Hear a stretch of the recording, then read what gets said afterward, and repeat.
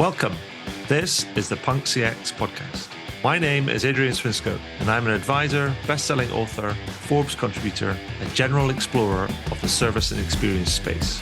The thing I'm really interested in is how do we create organizations that produce better outcomes for both their customers and their people. This podcast has been running since January 2011, and so we have a big archive to explore. Check out the archive at adrianswinscoe.com. That's enough from me. Let's get into the interview. So welcome to the next edition of the Punk CX podcast. With me today, I have Marcelo Calbucci, who is a technologist, a founder, a geek, an author. Congratulations on that. And also a bit of a runner. Marcelo, welcome to the podcast. Thank you for having me, Andrew. So Marcelo, for the benefit of our listeners and also people that read some of the highlights and things, can you describe yourself? Tell us a bit about yourself and the work that you do. Yeah, for sure. I'm originally from Brazil. I went to university to study computer science. Shortly after that, I moved to the US, work for Microsoft. Spent 7 years at Microsoft. Love my time there, work on Bing, the search engine. Then I spent 18 years working in startups. Like I founded many startups, joined many startups, startup studios. I live in London for a few years as well. And 3 years ago, I joined the biggest startup of them all, Amazon. And I learned a lot of very interesting methods and frameworks that Amazon uses to run its business. 2 years later, I left. And then I decided to write a book about one of these methods and frameworks that Amazon uses called the PRFAQ. Wrote the book, published just recently, and I hope that we can talk about it today. Yeah, no, perfect. I mean, it's great because I know about the framework that you're mentioning, and I've sort of suggested people think about that in the past without actually knowing much kind of detail. So that's I was really excited when I heard that you'd published this new book called the PRFAQ framework, adapting Amazon's innovation framework to work for you. That's the whole title. And so first of all, I want to say congratulations on that. I know what it takes to write a book. It's not necessarily an easy endeavor. So I wanted to ask you just to give me a little bit of the background or the sort of the headlines of how the book came about and the main thesis and who's it for. So I was an entrepreneur and founder for 18 years. So I experimented with lots of things of how you create a startup, how do you set up a vision, how you define a strategy, how do you make your plans, your roadmap, everything like that.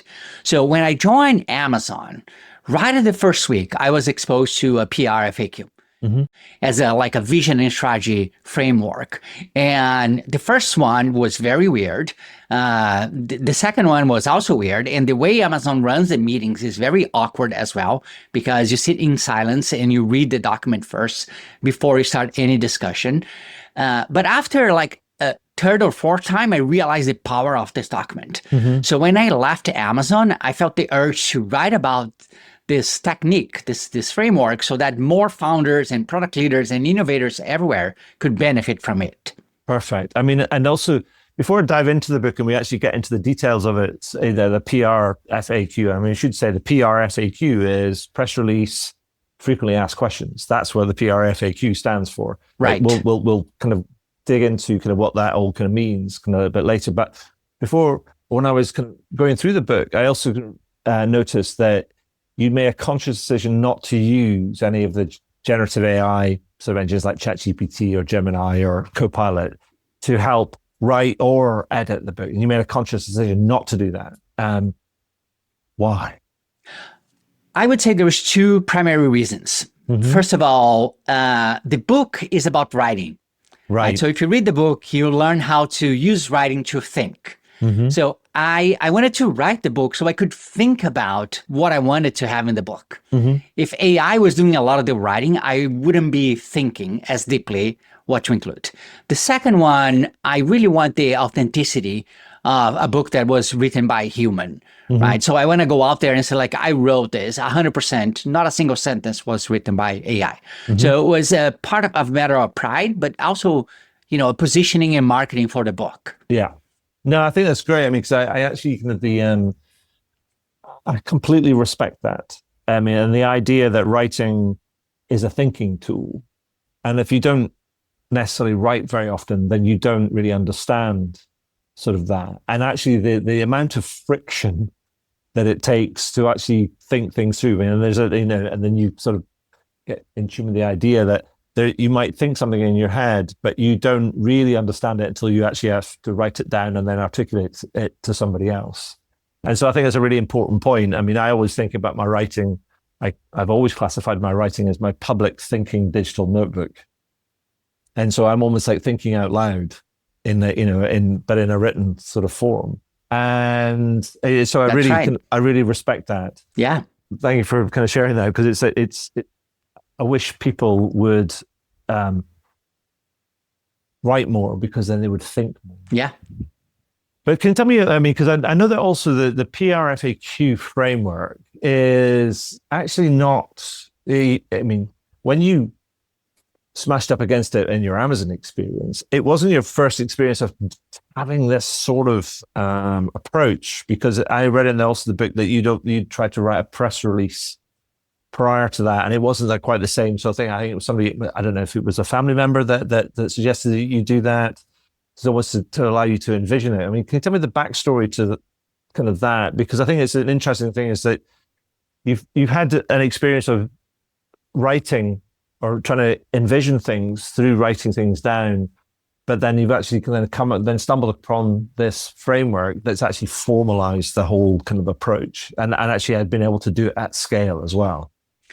Yeah, one thing I learned as a founder and entrepreneur, and I don't want to label myself as a visionary. However, like when you're creating something new, you have a vision of it, and that vision lives in your head, right? And if the vision is only on your head, it's not as useful if you are able to articulate that vision to other people. So on my very first startup, what I did was I wrote a press release way before launch. The idea was not to send the press release to the press, but to articulate the idea. And when I presented that to a few advisors and a few investors, like it really didn't work. Like they didn't understand like why I was already preparing a press release if I was like 9 months or 12 months away from launching the product. And over time, I improved the methodology that I used to do this, right? So I wrote manifestos, I wrote other documents that represent the vision, the end state that you want to have. But when I went to Amazon and I learned the PRFAQ, I said like, wow, this is done for me. Like I can stop searching for the right way to articulate vision. This is perfect. It works really well. Amazon has been using it for a long time. The important thing to say as well, Adrian, is the press release in the PRFAQ is not a marketing tool. No. Right? You're not going to send that to the press. You're not going to publish. It's just an internal way to get clarity on vision. That's all that it is. And so let's break it down a little bit. There's the PRFAQ. I mean, there's as you rightly say, that there's the press release. And what you're there doing is you're describing almost like a state of the market and the product that you're launching and how it's going to address those needs. So like a standard press release that you're envisioning the end point. Tell me about the FAQ part. What is the FAQ part there to do? Yeah, so the FAQ is actually the interesting part of a PRFAQ, at least from my perspective. And there's 2 sections to the FAQ, right? So the PRFAQ, the entire document is 6 pages long. The first page is your press release. Then on the second page, you have the customer FAQs. And the customer FAQs are just like the press release, they are fictional. Like they are in the future as if the product already existed, or the business or the service, whatever you're doing with the PRFAQ, right? And it might be questions like, how much is it going to cost? How do I get started? Can I import my data? Can I bring my spouse? Whatever, makes sense for your product, your service, your business. Right. And then you have 4 pages of internal FAQs. And that's where I consider where the important discussions and the value of this framework really comes to life, right? The internal FAQs, you're going to discuss the viability, the feasibility, the usability, and the value of the product, both for the business and for the customer, right? And you're answering questions around that. Questions such as, what problem are we solving for the customer? Like, what is the impact for our business? How are customers solving this problem today? How do we plan to go to market, or like how our customers going to find our product or service or business, right? So you're answering questions at a very high level to answer like the why you should pursue this opportunity, right? That's the question that you're really trying to understand. At the end, the PRFAQ is a decision tool. Like you answer all those questions and like people come together to decide, should we do this or not, right? Is this a good opportunity or not?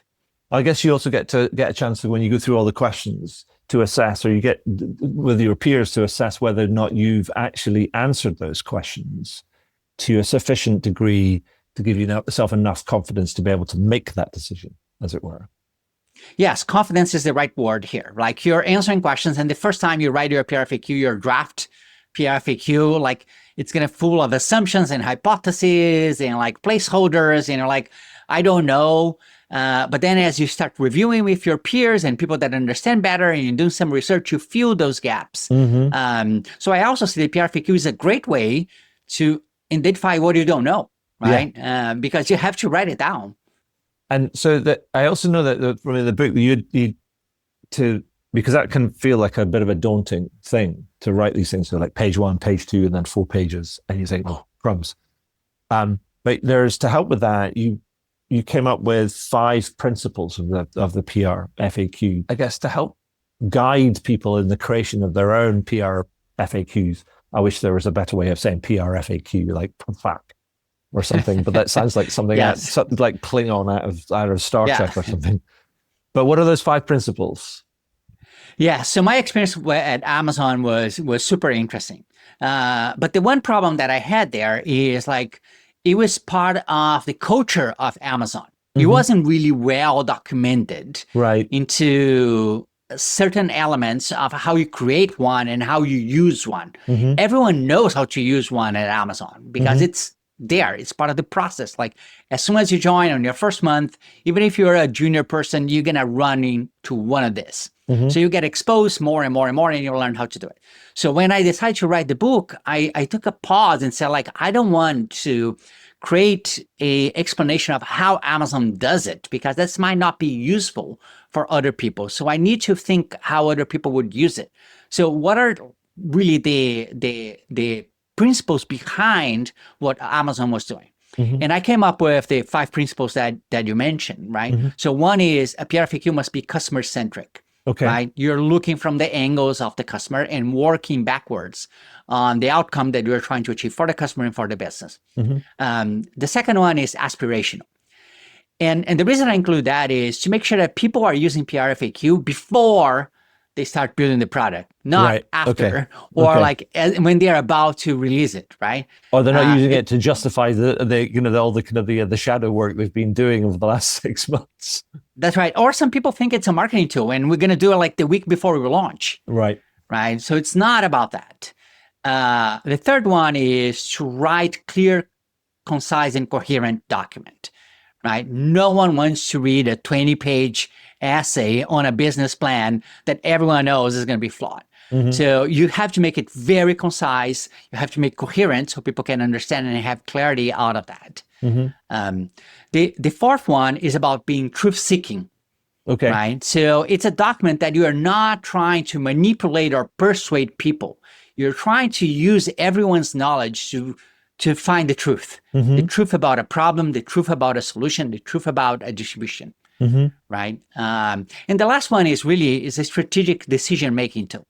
So you use the PRFAQ to make a decision about, is this the right strategy or not? Should we pursue this opportunity or not?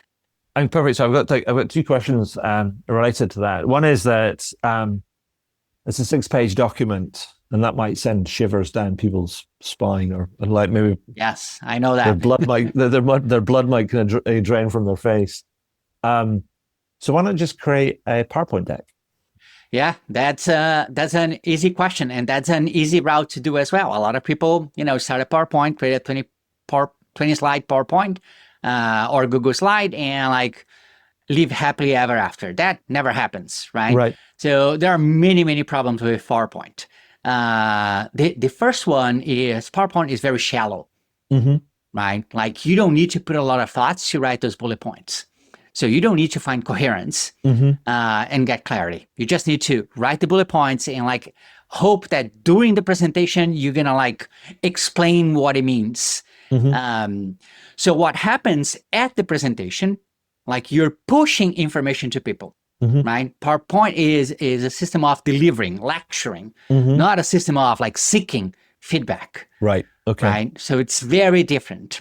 Okay. And the last problem that I would say with PowerPoint is that when you have a meeting that is driven by PowerPoint and everyone leaves that meeting, people are going to have interpreted what you said in different ways, right? Because you said one word here, but another word there.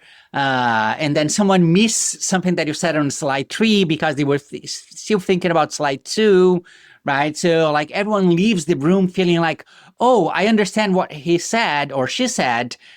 But then if you ask them, they have different interpretations of it. Yes. Right? When you have a document, it's in the document. The content is in the document. So it's much harder for that to happen, right? For that misinterpretation, miscommunication, or assumptions to happen. It does happen, but it's less often. And in PowerPoint, it's all the time. Yes. And so also my second question that occurred to me was the idea is like, well, where could you apply this? I mean, because you talk about it needs to be aspirational and needs to be strategic in nature, like a strategic decision-making tool. And that can apply to lots of different sort of things when you think about organizations. And so is it applicable or could it be applied to not just product or new service kind of based decisions? I mean, where else could it be applied? Yeah, at Amazon, we use it for everything.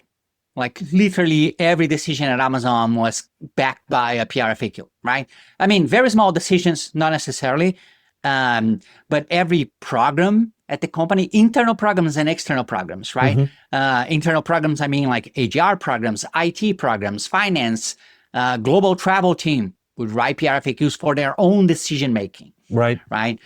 Policies, services, any kind of innovation, we would even use PRFAQs to decide if we should replace a vendor or not, right? So someone would write a PRFAQ and say, like, we evaluate this new vendor to replace this old vendor. Here's what we learned. Here's how much we're going to save or how much we're going to spend. Here's the problem that we're trying to address right now, why this conversation is even happening. Like all that would be captured in a PRFAQ to make a decision. But the superpower of the PRFAQ is really when you're trying to decide if you should do a new business, a new product, or new features on your product or changing your product in any way, right? But it can be used for everything.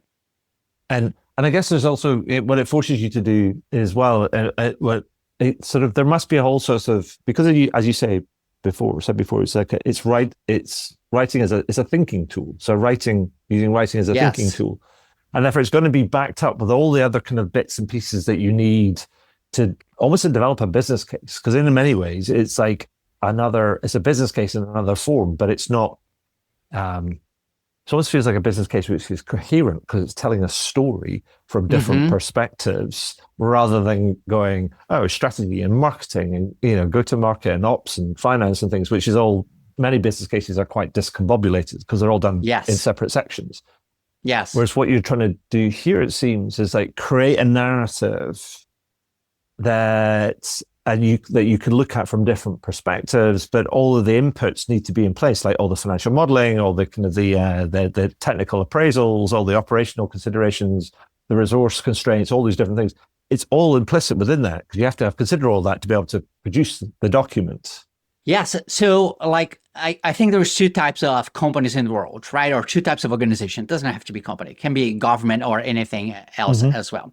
But there are the ones that they put silos between functions, right? And all that you're doing is like you have this small window on that wall that you hand over a document to the other function and tell them like, now your turn to do something with it. And that function does the same thing and hand it over to the other function like, now is your turn.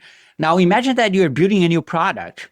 And a key aspect of your product is storing data in a certain way or some location data. And then like a month before you launch the product, the legal team learns about this product and go like, wait a second, we haven't done, a legal review. We haven't provided feedback on this. And then you realize everything that you built your idea on top of is not true, right? Like you couldn't do that from a compliance perspective. Right. So you have to like go back and like rethink so much. Wouldn't it be so much easier if you had someone from the legal team like review a PRFAQ, in the first week before you decide to commit to this project, for them to provide some feedback? They are not doing a full legal review. It's not a full plan, right? They are not going to the details, but they are raising their hand and say like, look, you need to consider this element of compliance. And you go back and like you consider that in the document and you capture that in a sentence or two, right? Like, doesn't have to be very complicated. That is a much more effective way of building a product. Well, it forces you, therefore, to communicate and collaborate with different parts of the business. And in a way, it's like you might work in a siloed kind of way, but it forces you to break out of those silos to seek, as you say, to truth seek and to gain different perspectives. And that in itself will build a better kind of culture because of that you have to go and do that. But I guess my other question would be, so people might be listening to this and go, yeah, it's Amazon and they are, legendary and kind of what they kind of do and how they do it, whether you'll like them or not in terms of what they do and what they stand for. But it's obviously effective. But like in terms of what sort of benefits or outcomes of improvement and outcomes have you seen through the use of this type of approach? Well, I mean, what has it allowed them to do, or what's it prevented them from doing, as it were? In both sides. I mean, give me a sense of kind of like why it matters in terms of this approach, and what's the benefit of this approach? Yeah, let me start by what if you don't do this, right? Like, what are the alternatives? Yeah. Like, how do you build product if you don't use a PRFAQ? Maybe use another framework. And there are other frameworks out there. They are okay. Some of them are problematic, some of them are less problematic. But often what you see manifesting itself is the lack of clarity and alignment, right? So people start to make a lot of assumptions about where we are going, why we're going that direction, what are the strategy boundaries that we made, as simple as like, well, some people are thinking like we're going to launch on iOS, and other people are thinking, no, we're going to launch on Android first. Like, that can be enough to create a lot of problems, down the road. So what you see happening is when you don't have a PRFAQ, is you have people building product or business and that require more meetings. There is more miscommunication. There is more email exchanges because like people are talking past each other because they are not even on the same page, right? They are not seeing the same North Star for the direction this is going. So the PRFAQ helps eliminate some of that, most of it actually. So that's why, there is a big benefit here. Like over the long term, the PRFAQ is a small investment. It's an investment of a couple of weeks that you do so that you can move faster and with more precision later, right? So you're going to pay off at the end. Perfect. I mean, I think the thing is, and you've quantified sort of the amount of time that you should be taking to generate your first draft, as it were, before you start to socialize it and get some input and some feedback and things. So that kind of do the 2 weeks to sort of do the research, do your kind of crunch your numbers, kind of like draft it all out, and then start kind of like walking it around, in inverted commas, walking it around the organization. But I guess also the other thing is also using this type of approach. It can feel almost like anathema to most people, given that many organizations kind of operate in a death by PowerPoint, sort of like a death by PowerPoint and email sort of approach. Yes. And I guess trying to do something and do the first one, or trying to get something kind of going, it's always going to be hard. I mean, because it's always the same, right? Getting started, writing something, getting started is always the hardest thing. So any advice for anybody wanting to get started, or even just for company at like a meta level that says, actually, we'd like to adopt this, what sort of advice would you have for them who wanted to get started? Yeah, let's divide it in two different groups, right? There is one group that is like a very small company or just getting started, a founder, like that's easy. Like you say like, we're going to adopt this framework and like get some resources, get my book, watch a few videos online, like, and you adopt that. That's easy. We don't have to worry about that. The other one is where companies already have a culture, right? And usually that culture is going to be around PowerPoint or Google Slides. So that one is harder. What I recommend to people do it is to pick a smaller project that has a smaller timeline, for example, a 3-month project, and a smaller group of people, maybe 5 to 10 people that are going to be involved on that, and try to apply the PRFAQ to that project. There is one thing that I can guarantee. Your first one is not going to be good. Right? Your first PRFAQ is not going to be good, and the first project that use the PRFAQ is not going to be good. That's granted. Like it's like riding a bike for the first time. Yeah, it's not what you expect it to be. So you need to give it a try, maybe 2-3 times before you get the hang out of it and understand how to really use it within the culture of your organization, right? To be very effective.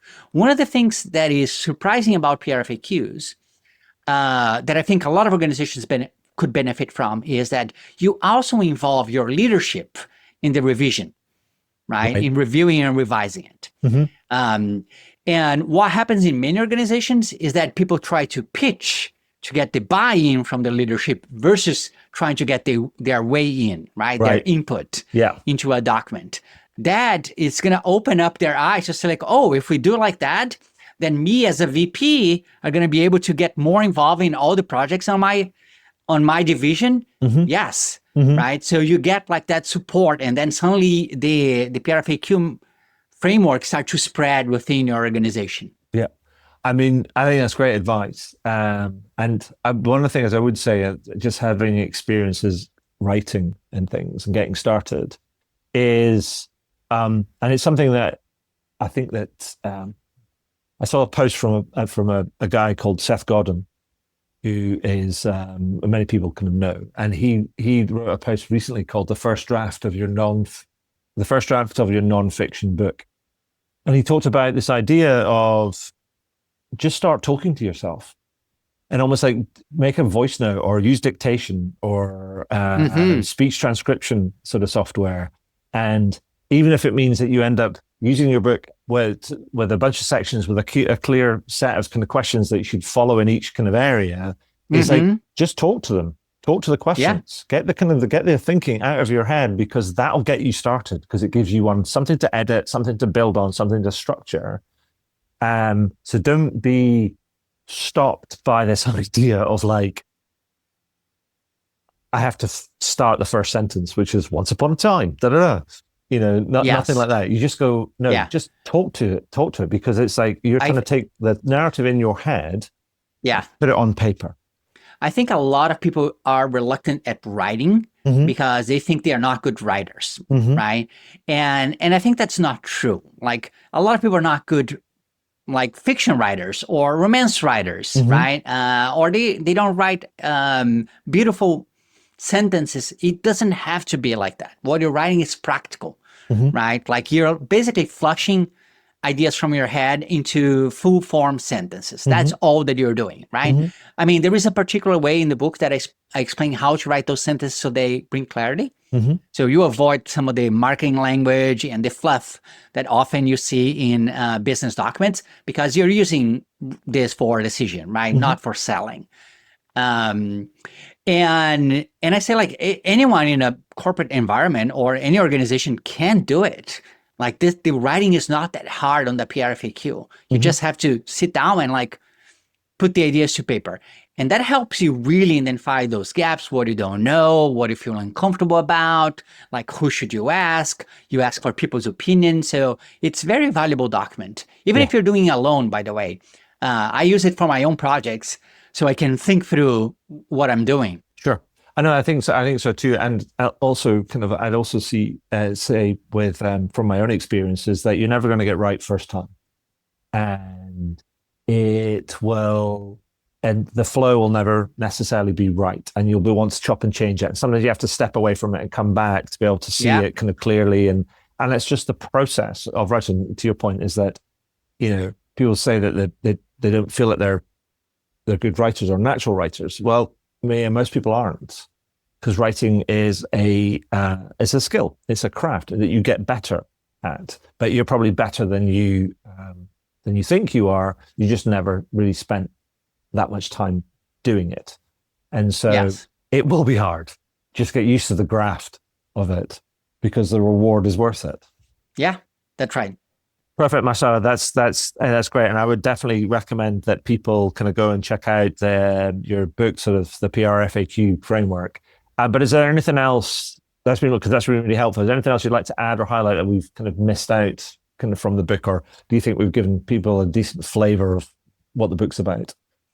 Yeah, I think the only thing I would say is, people that are professionally hungry and they are eager to get things done, they have an idea, they see an opportunity, they see a challenge, and they immediately jump into executing, like into the doing mode, right? And I say, like, take a couple weeks to write it out, to make sure what you're doing is actually worth doing, right? Like, once you get to the end of that, once you achieve that outcome, that you actually deliver the value that you expected. So if you spend those 2 weeks writing a PRFAQ and like reviewing with your peers or advisors or whomever is part of your circle, you're gonna likely discover things that you shouldn't do, or build confidence on the things that you should do. Yeah, no, it's perfect. I mean, it reminds me of that old saying from, I think it's attributed to Einstein.